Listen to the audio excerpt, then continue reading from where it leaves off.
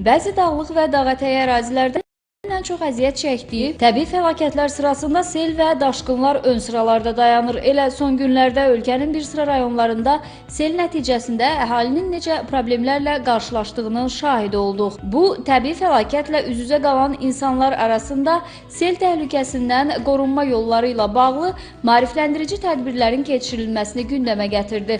Fövqəladə Hallar Nazirliyinin regional mərkəzləri tərəfindən daim selə məruz qala biləcək kəndlərdə silsilə maarifləndirmə tədbirlərinin keçirilməsinə başlanılıb.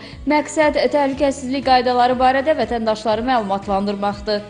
Nazirliyin regional mərkəzləri tərəfindən, xüsusilə Cənub regional mərkəzi tərəfindən Lənkəran, Lerik, Astara bölgəsində və Muğan regional mərkəzi tərəfindən Biləsuvar, Neftçala, Salyan və Sabirabad rayonunda, həmçinin Şirvan şəhərində, Qarabağ regional mərkəzi tərəfindən isə Bərdə, Ağdam və Beyləqan rayonlarında, Şimal regional mərkəzi tərəfindən isə Qusar rayonunun sel təhlükəli ərazilərində sel təhlükəsi ilə üzləşdikdə fövqəladə hallarla davranış qaydaları mövzusunda əhalinin maarifləndirmə istiqamətində tədbirlərini, silsilə maarifləndirmə tədbirlərini davam etdiribdir. Yerli sakinlər ictimai iaşə obyektlərinin əməkdaşları və turistlərlə keçirilən görüşlərdə sel və daşqın təhlükəsindən qorunmağın yolları, bu təhlükə ilə üzləşdikdə davranış qaydaları barədə ətraflı məlumatlar verilib. Mövzuya dair məlumatlandırıcı çap materialları paylanılıb. Ümumiyyətlə, Fövqəladə Hallar Nazirliyi tərəfindən mütəmadi olaraq sel və daşqın təhlükəsi ilə bağlı olaraq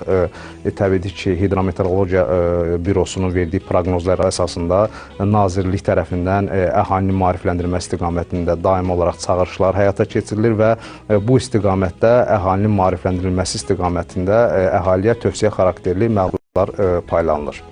Qeyd edək ki, Fövqəladə Hallar Nazirliyi tərəfindən əhalinin fövqəladə hallarla bağlı maarifləndirilməsi məqsədi ilə bu kimi tədbirlər müntəzəm olaraq həyata keçirilir.